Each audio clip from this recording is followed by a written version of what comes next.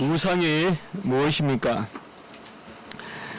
우리는 우상을 주로 신을 형상화한 것으로 그렇게 여기는 것입니다. 신을 보이는 것으로 여겨서 그것에 대한 상을 그리거나 그리고 어떤 조각을 만드는 그림이나 조각을 만드는 그것을 특별히 우상이라고 합니다. 보이지 않는 신을 보이는 모습으로 만들어내는 것, 그것을 우리가 대체로 우상이라고 그렇게 부르는 것입니다. 불교나 유교 같은 곳은 우리가 굳이 종교라고 한다면 사람을 섬기기 때문에 사람을 그리죠.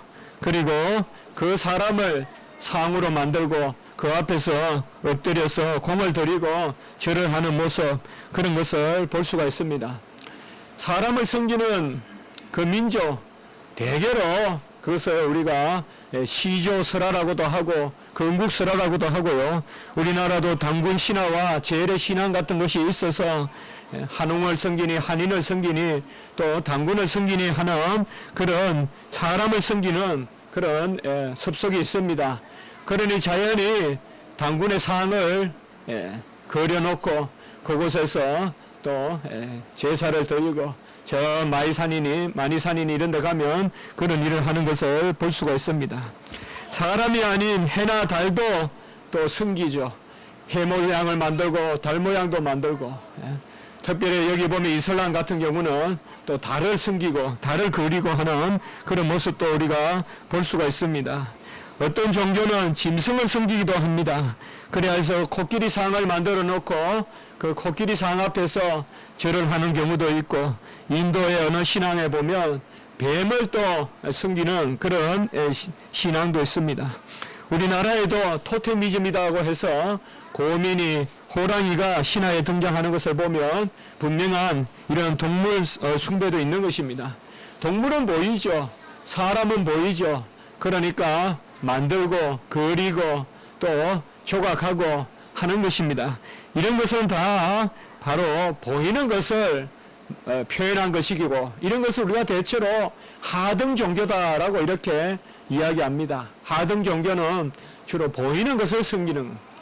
그러나 소위 고등 종교라는 것이 있죠. 고등 종교라는 것은 주로 우리가 보면 보이지 않는 신의 개념을 만들고 그 신을 만물의 원리라기도 여기기도 하고, 가장 대표적으로는 헬라의 신이라거나 로마의 신, 우리가 성경에도 보면 자주 나타나는 그런 이방 신들의 모습이 바로 소위 고등신이라고도 하는데요. 그러나 그들은 모두 그 신을 의인화하고 사람으로 이렇게 그려내는 모습을 볼 수가 있습니다.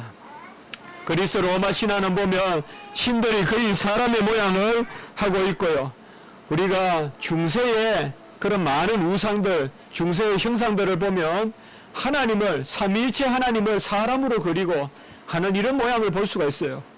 하나님은 절대 사람이 아니거든요.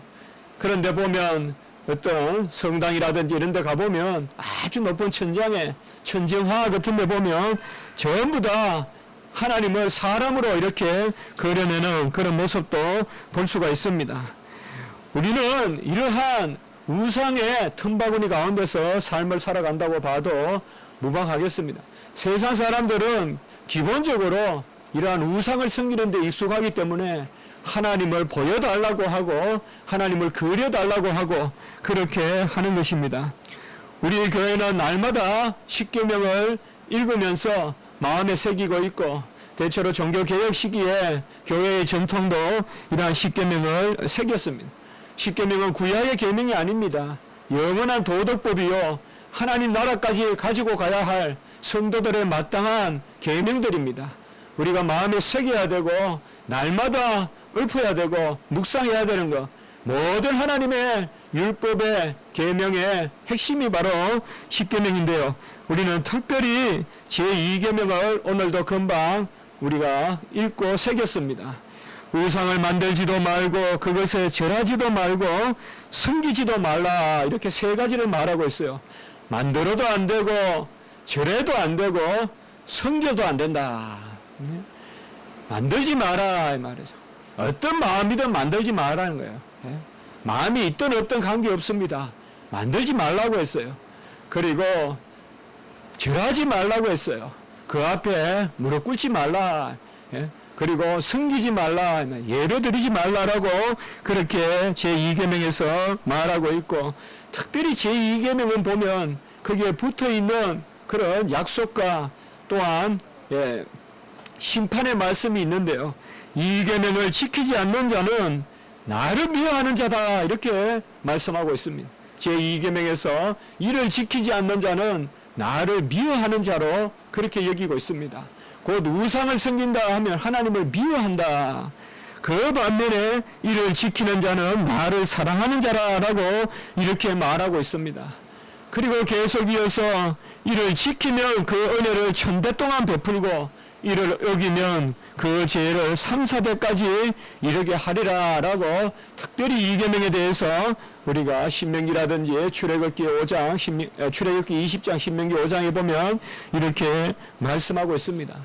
왜 하나님은 특별히 이 우상에 대해서 이렇게 우상을 섬기면 나를 미워하고 우상을 섬기지 않고 제대로 하나님을 섬기면 1000배나 은혜를 베푸신다고 이렇게 하나님은 특별히 우상에 대해서 어떻게 보면 우리에게 뭐 그렇게 큰 문제일까? 우상 그거 있으면 좀 어떻고 하는 그런 마음이 있을 수 있지만은 왜 하나님은 이렇게 우상을 싫어하시고 특별히 이 부분에 있어서 하나님은 질투하시는 하나님이다. 우리가 이 계명에 보면 나는 질투하시는 하나님이다. 여호와는 질투하시는 하나님이다라고 이렇게 말씀하고 있을까요? 우리가 1, 2, 3, 4 계명을 경건의 계명, 하나님 사랑의 계명이다라고 해서 특별히 우리가 첫 번째 돌판에 속하는 계명이다라고도 부르기도 하는데요. 제1계명이 뭐예요? 너는 나 외에 다른 신을 내게 있게 하지 말지어다. 제1계명은 전체 계명의 총칙입니다. 바로 하나님을 섬기고 하나님의 어떠함을 기리고, 그래서 제1계명은 유일하신 하나님, 너는 나 외에는 다른 신을 두지 말라. 그리고 제2계명이 바로 우상을 금하는 것이고, 제3계명은 뭐예요? 하나님의 이름을 망령되이 일컫지 말라라고 하고, 제4계명은 안식일을 거룩하게 지키라고 하죠. 그래서 이 4계명이 특별히 하나님 예배에 관한 계명, 그래서 우리는 경건의 계명이다. 제가 꼭 매주 여러분에게 경건의 계명이라고 이렇게 새기죠. 어떻게 보면 제1계명은 하나님에 대한 근본 원칙, 하나님을 섬기고 하나님을 믿는 백성에 대한 그런 근본 원칙을 이야기하는 거예요. 그 1계명은 어떻게 보면 전체 계명의 총 집합이 1계명이에요. 2계명은 뭐냐? 바로 하나님을 바로 알아라. 같이 합시다. 하나님을 바로 알라. 3계명은 뭐냐? 하나님을 바로 부르라 이 말이에요. 같이 합시다. 하나님을 바로 부르라. 그게 바로 이름을 망령되게 이끌지 마라. 제4계명은 같이 합시다. 하나님을 바로 섬겨라. 그 핵심이 바로 안식이에요. 안식이란 말은 우리가 하나님 안에, 하나님이 우리 안에 계신 거, 그게 안식이에요. 그래서 하나님을 바로 섬겨라. 그러니까 그 제2계명, 이것은 특별히 우상에 대한 계명은 하나님이 누구시고 그의 본질은 뭐고 그는 우리에게 어떠한 뜻을 가지고 있는 것을 바로 알아라 이 말이에요. 헛알고 그릇 알고 잘못 알고 하나님을 섬기는 것은 다 우상이다 이 말이에요. 하나님을 바로 알고 온전한 지식 가운데 하나님을 섬기라, 하나님을 믿어라. 그것이 바로 우상 숭배에 대한 그런 금하는 그런 제2계명인 것입니다. 어떻게 보면 우상 숭배는 타락으로 말미암아 이 땅에 들어온 것입니다. 우리가 로마서 2장에 보면 하나님께서 모든 만물의 은혜를 베푸시고 만물 가운데서 그의 능력과 신성이 밝히 보여 알려졌거늘 사람들이 이를 감사치도 아니하고 영화롭게도 아니하고 예배드리지도 아니하고, 로마서 1장 23절에 보면 썩어지지 아니할 하나님의 영광을 사람과 새와 짐승과 기어다니는 동물 모양의 우상으로 만들어 섬긴다라고 이렇게 이야기하고 있습니다. 이것은 바로 로마서 1장 23절, 특별히 1장 20절부터 23절의 말씀은 뭐냐? 바로 죄로 말미암아 우상 숭배가 들어왔다는 거예요. 모든 인류는 가만히 두면 자연히 우상 숭배한다는 거예요. 모든 이 해와 이 비와 만물을 여물게 하고 곡식을 주시는 그런 모든 일반적인 은총, 공통의 은총을 누렸음에도 불구하고 하나님을 영화롭게 아니하고 감사치도 아니하고 그의 마음이 우준하여져서 썩지 아니할 하나님의 영광을 썩어질 금수와 새와 짐승의 모양으로 만드는 것, 그것이 바로 우상숭배다. 그래서 우상숭배는 어떤 특정한 사람만이 가지고 있는 것이 아니라 모든 타락한 인류는 다 이 우상숭배의 마음을 가지고 있다. 그래야 우리 칼빈 목사님은 사람의 마음은 우상을 만드는 공장이다, 팩토리다, 이렇게 이야기를 했습니다. 우리 인간의 마음은 우상을 만드는 공장이다. 그리고 칼빈은 하나님을 무한하고 영이신 살아있는 하나님이라고 특별히 정의하는데, 이게 하나님의 칼빈의 우리 개혁신학의 딱 정의거든요. 무한하고 영이신 살아계신 하나님. 같이 한번 해봅시다. 무한하고 영이신 삼위일체 하나님. 삼위일체이라면 여러분들 딱 두 가지를 떠올리면 돼요. 살아계신 사랑의 하나님. 삼위일체니까 살아계신 거예요. 삼위일체가 아니면 다 죽은 신이에요. 삼위일체니까 스스로 계시시고 스스로 사랑이세요. 그래서 무한하시고 영이신 삼위일체 하나님. 다시 한번 해볼까요? 우리 십자가지기교회는 하나님이 누구십니까? 이러면 무한하고 영이신 삼위일체 하나님. 같이 한번 해봅시다. 무한하고 영이신 삼위일체 하나님.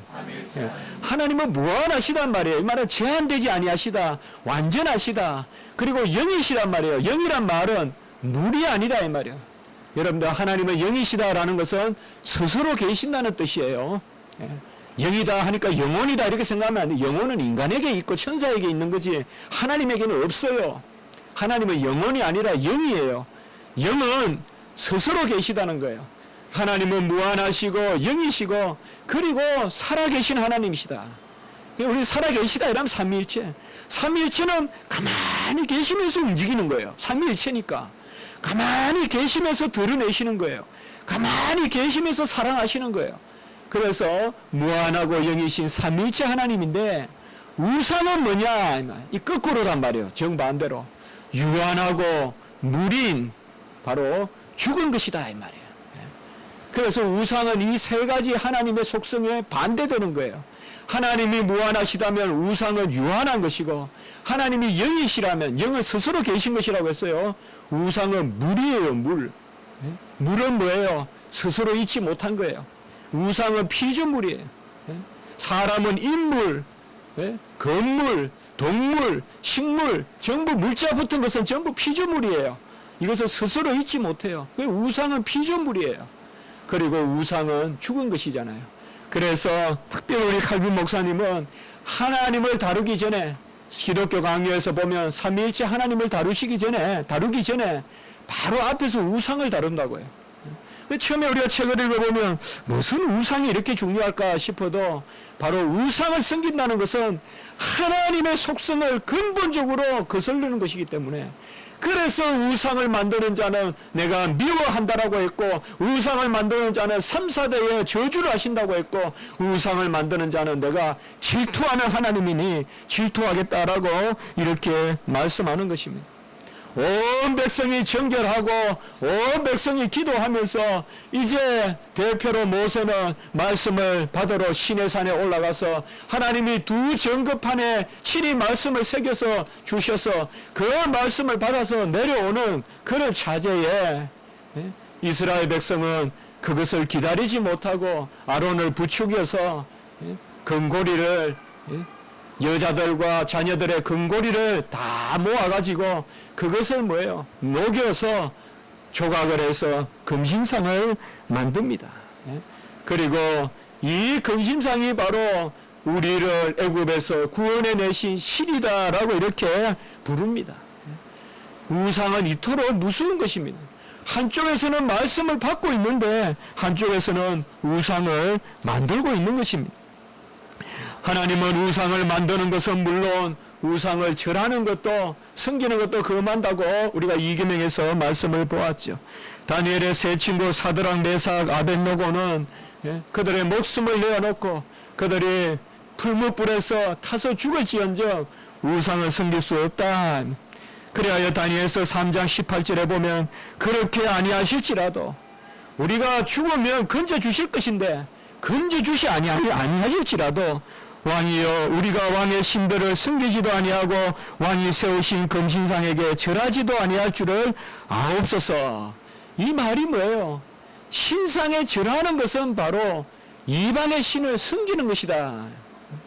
여러분들 장난으로라도 손을 모으고 물건 앞에 서지 마세요. 장난으로라도 그리고 장난으로라도 넣고 하지 마세요.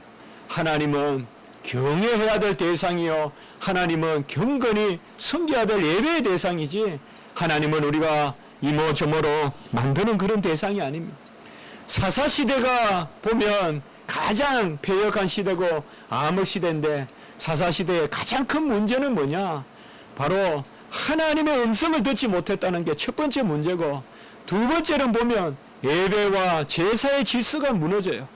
그래서 이거는 제사장도 없고 이제는 성막도 없고 그래서 뭐예요? 미가라는 사람이 에브라임 사람 미가라는 사람이 은이 1000개 생겼단 말이에요.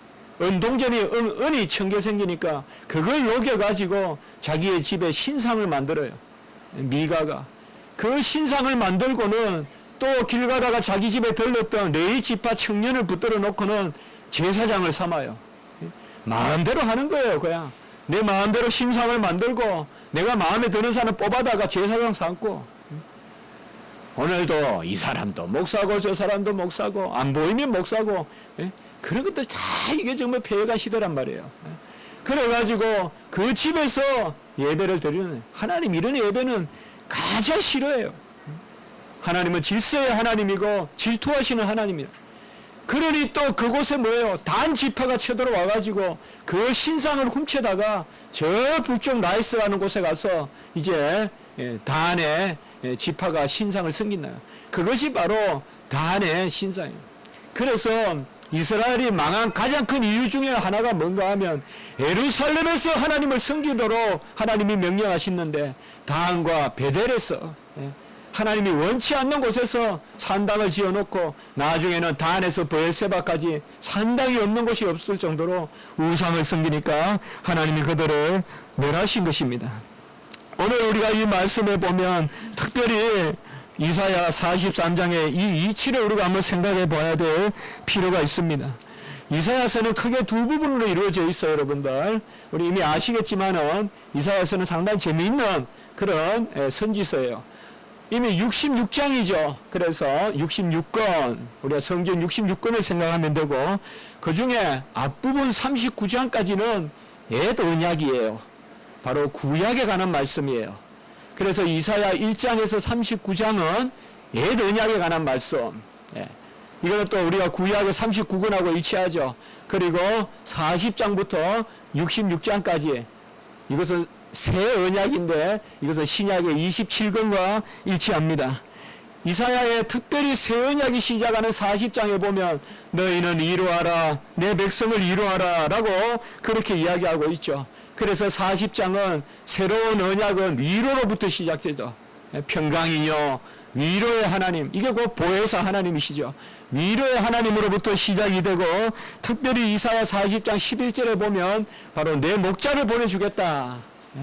그래서 새 언약은 위로의 말씀의 복음의 역사인데 그것은 바로 목자가 이루시는 것이다. 그 목자는 우리가 말할 바도 없이 예수 그리스도시죠. 그리고 이사야 40장 13절에 보면 이 목자를 보내주시는 것과 더불어 여호와의 영을 너희에게 부어주시겠다. 그래서 새로운 시대는 뭐냐? 특별히 하나님이 위로하시는 시대인데 이 시대는 예수님을 보내주시고 예수로 말미암아 보혜사 성령이 우리에게 내리는 여호와의 영이 임하는 그 시대가 바로 새로운 시대다. 그러니 특별히 이 새 언약의 시대에 너희들이 금할 것이 뭐냐? 그것이 이사야 40장 18절에 나오는데요. 거기에 보면 그런즉 너희가 하나님을 누구와 같다 하겠으며 무슨 형상을 그에게 비기겠느냐? 우상은 장인이 부어 만들었고 장색이 금으로 입혔고 또 은사슬로 만든 것이니라 라고 이사야 40장 18절에 딱 못 받고 있어요. 그러니까 새로운 시대는 뭐냐? 위로의 시대고 성자 하나님을 이 땅에 예수 그리스도로 보내주시는 시대이고 그로 말미암아 예수 그리스도의 영이 우리에게 임하는 보혜사 성령의 시대이니 다른 형상을 찾지 말라 이 말이에요. 너희들이 무엇으로 하나님의 형상을 비기겠느냐?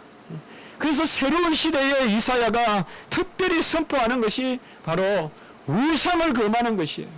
이제는 새 시대에는 구약에는 그래도 하나님이 많이 보여주셨어요.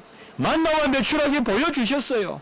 많은 하나님의 임재가 있었어요. 그러나 이제 신약 시대는 뭐예요? 위로의 시대고 성령의 시대고 주 예수 그리스도가 내 안에 들어오는 시대이기 때문에 너희들은 좀 더 성숙한 신앙의 생활을 해라. 그러면서 가장 40장에서 딱 선포하는 것이 무슨 형상을 가지고 나를 비기겠느냐. 형상을 만들지 말라고 그렇게 이야기합니다. 그 가운데서 오늘 44장의 말씀이 전개되는 것입니다. 44장도 보면 여러분들께서 곰곰이 읽어보시면 재미있는 그런 말씀으로 연결되어 있어요. 특별히 44장 1절에서 8절은 1계명이에요. 1계명이에요. 여러분 잘 기억하세요. 44장 1절에서 8절까지는 1계명이에요. 특별히 여러분들 6절에 보시면 나는 처음이요 나는 마지막이라 나 외에는 다른 신이 없느니라 라고 이렇게 말씀하고 있죠. 나는 처음이요 나는 마지막이라 나 외에는 다른 신이 없느니라.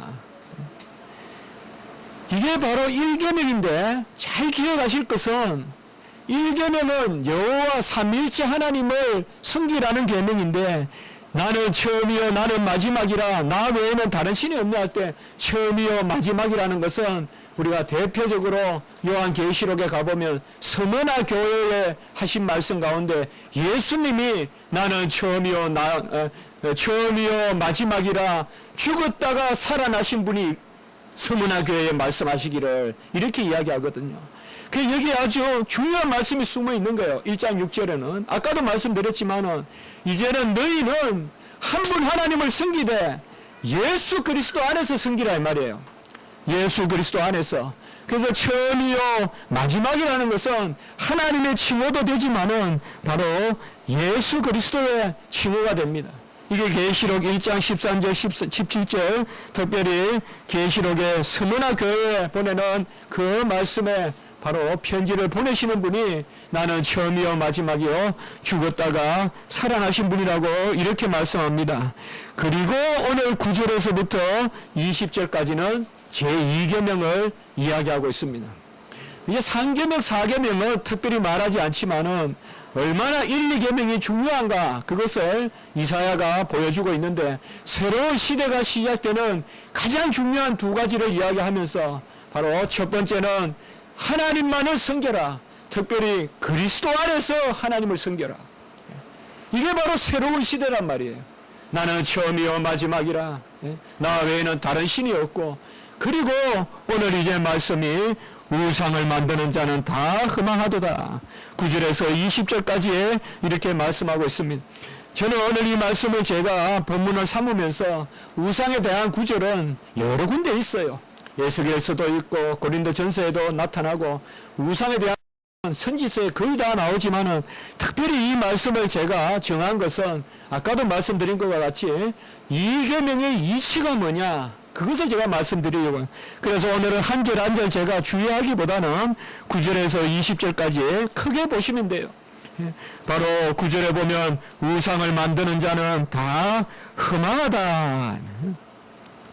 그리고 그 우상을 만드는 것이 다 무익하다라고 이렇게 말씀하고 있습니다. 크게 두 가지를 이야기하는데요. 12절로부터 보면 우상은 철공이 만든 것이고 13절에 보면 목공이 만든 것이고 그래서 크게 첫 번째로 우상은 사람의 작품이다. 사람이 만든 것이 바로 우상이다.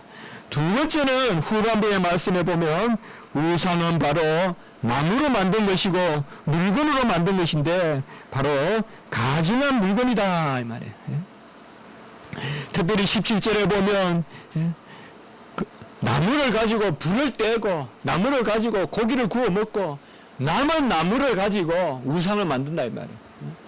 그냥 이렇게 불 떼다가 심심하니까 그냥 이렇게 조각하는 거예요. 그게 바로 우상이 됐다. 그렇게 지금 비유하고 있어요. 그리고는 너는 나의 신이니 나를 구원하라 라고 부른다는 거예요. 마치 이스라엘 백성이 금신상을 갖다 놓고 이 금신상이 바로 애굽에서 우리를 구원해낸 하나님이라고 불렀듯이, 그래서 우상은 인간이 만든 것이고 두 번째로 우상은 아무것도 아니요 바로 하나님이 지은 피조물에 불과하다. 첫 번째 우리가 특별히 살펴볼 것은 우상은 바로 사람이 만든 것입니다. 사람이 만든 것이 우상이에요. 달리 말하면 우상은 사람 안에 하나님을 가두는 거예요. 여기 우상의 본질이 있어요, 여러분들. 꼭 우상은 눈에 보이는 것만 우상이 아니에요.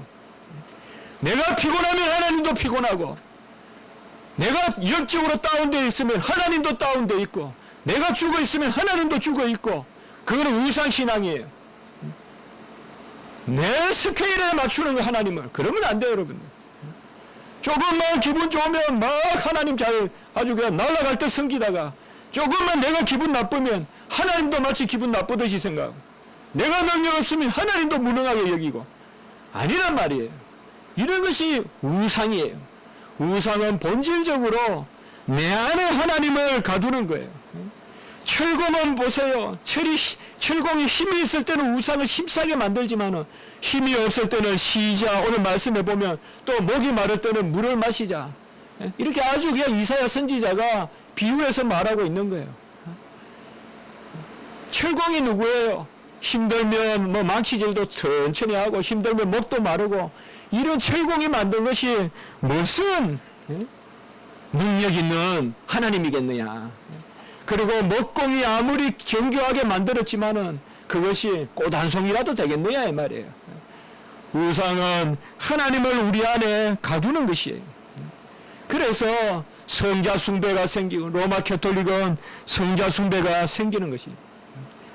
우리가 잠잠하고 하나님이 말하게 하셔야 되는데, 내가 떠들고 하나님을 잠잠하게 하면 그게 다 우상신앙이다 이 말이에요. 이계명은 그런 가운데서 여러분들이 읽어야 된다. 그러니 우상을 섬기는 것은 하나님이 미워하시고 하나님이 싫어하신다.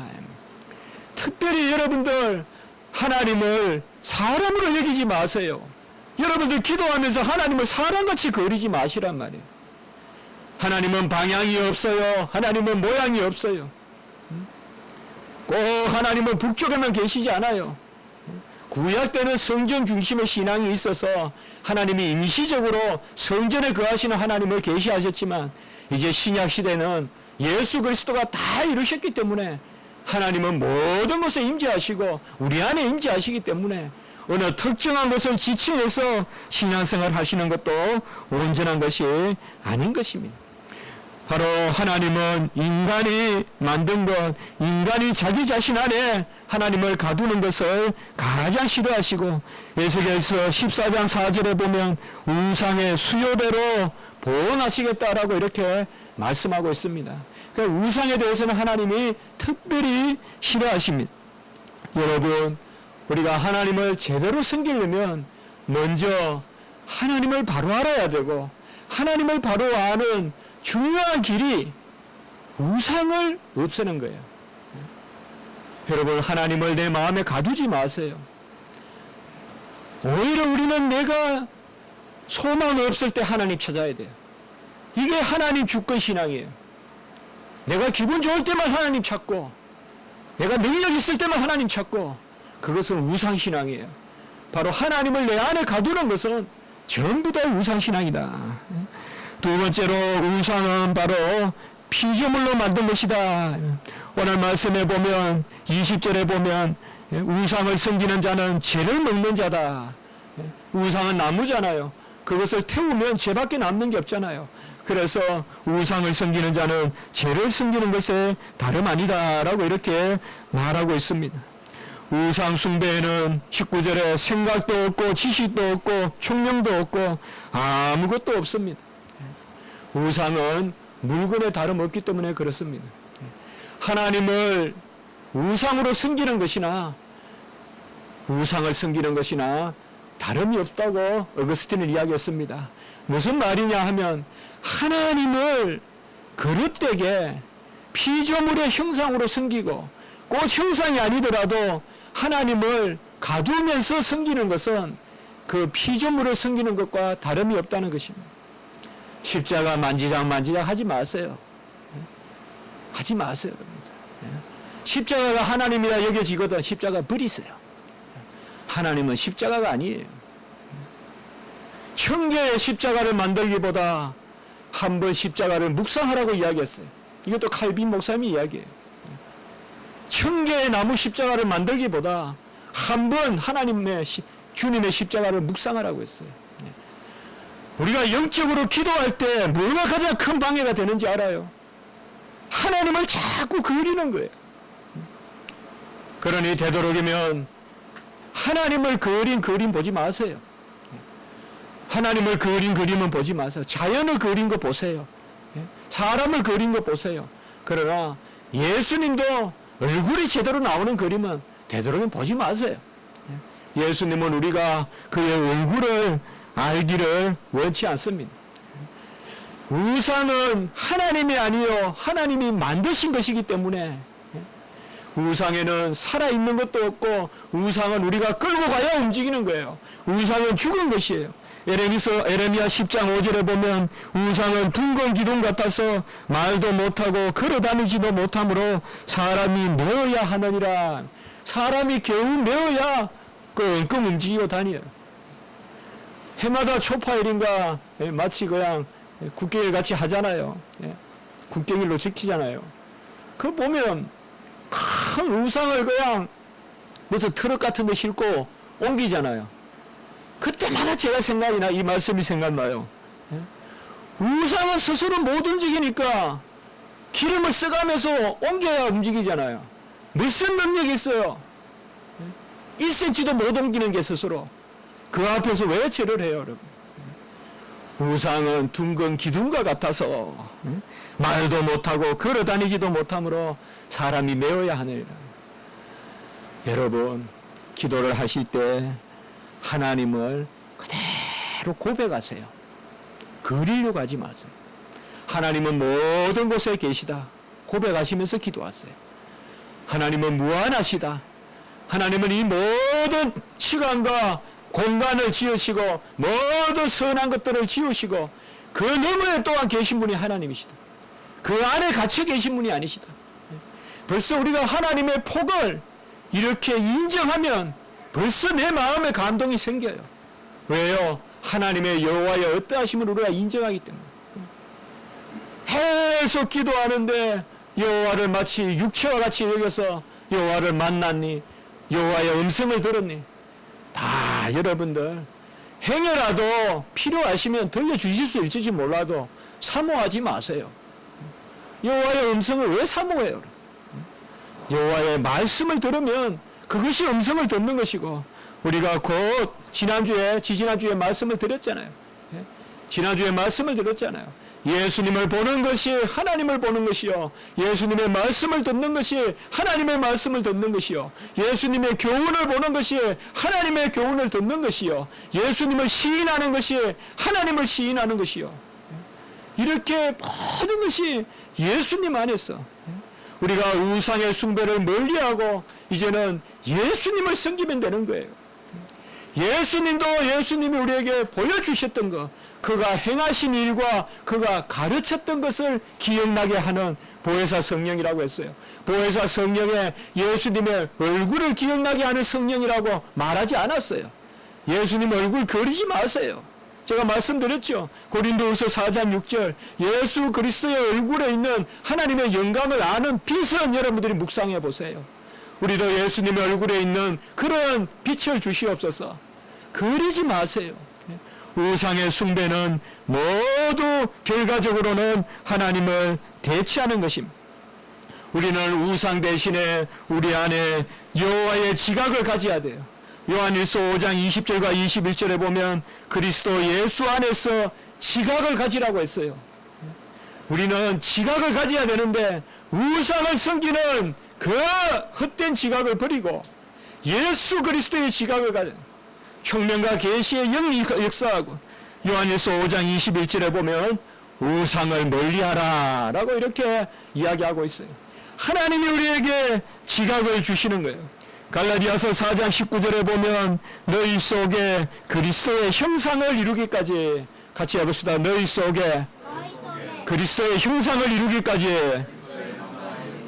이게 오늘 우리에게 주신 하나님의 말씀인 줄 믿으시기 바랍니다.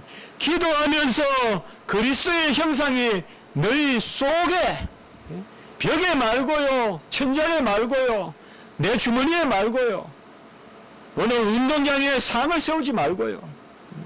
우리 기독교인들은 다 그런 게 필요 없어요. 무슨 묘비 크게 만들고 그런 거 다 필요 없어요. 너희 속에 그리스도의 형상을 이루기까지 우리 안에 그리스도의 형상을 이루어야 돼요. 이 일을 놓고 우리가 애써야 돼요. 우상을 버리는 것은 세상의 것에 마음을 쏟기 때문에. 어거스틴은 그런 말을 했어요. 누구라도 보이는 상 앞에서 마음을 뺏기지 않는 사람이 없다고 했어요. 우리 성도님들, 일곱 촛대니 무슨 멸류관 잎사귀니 그런 거 집에 갖다 놓지 마세요. 다 필요 없어요. 그런 정하게 집을 정리하고 기도하는 터로 삼았어요. 여호와의 형상은 내 안에 만들어야 돼요. 내 안에 그리스도의 형상을 이루기까지 우리가 기도하고 말씀 들으면 하나님이 내 안에 아름다운 그리스도의 형상을 이루어 주시는 것입니다.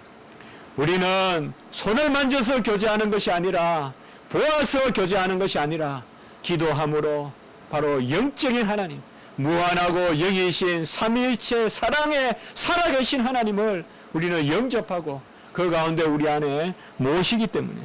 마지막으로 고린도전서 1장 9절 같이 한번 해봅시다. 너희를 불러 그의 아들 예수 그리스도와 더불어 교제하게 하시는 하나님은 미쁘시다.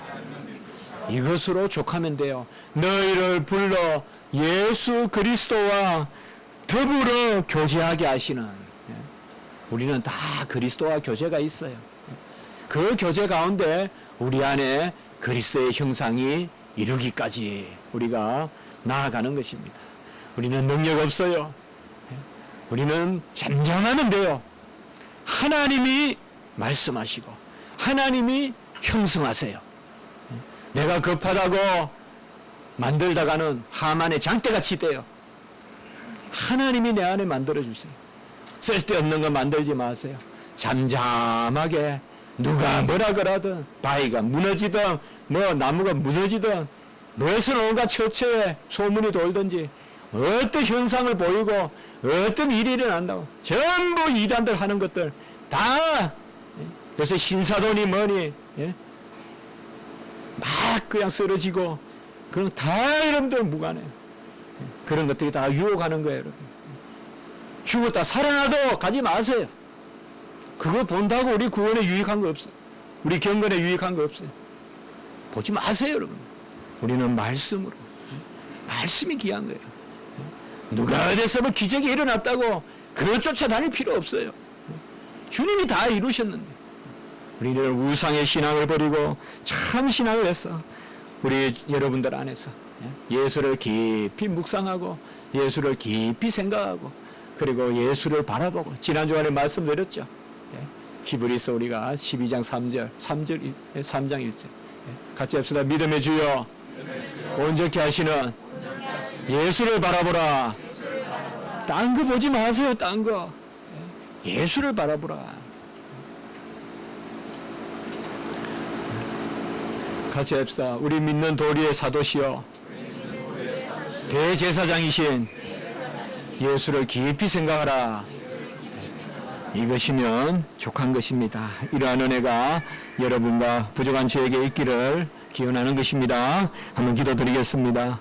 거룩하고 자비로우신 하나님 아버지, 새로운 시대에는 하나님 한 분만을 섬기되 그리스도 안에서 섬기게 하시고 그리스도의 영으로 섬기게 하시고 우상을 더욱 멀리하게 하시는 그 은혜의 말씀으로 우리를 채우시니 감사합니다. 우리는 이미 우리에게 들어오시고 너희를 불러 예수 그리스도와 교제케 하시는 하나님은 미쁘시다고 말씀하시는 그러한 교제가 우리 안에 있고 우리 안에 날마다 그리스도의 형상이 이루어져 가는 줄을 믿습니다. 일체 우상의 신앙을 버리게 도와주시고 내 속에 하나님을 가두는 그런 우를 범하지 말게 하시고 우리가 하나님 안에 잠기고 우리가 하나님의 섭리 안에 잠기는 역사가 있게 도와주시옵소서. 모두 우상의 신앙을 버리고 오직 믿음의 신앙, 전적 주권의 신앙, 하나님 경배의 신앙, 경외의 신앙을 가질 수 있도록 주여 우리를 인도하여 주시옵소서. 구주 예수 그리스도 이름으로 감사하며 기도드리옵나이다. 아멘.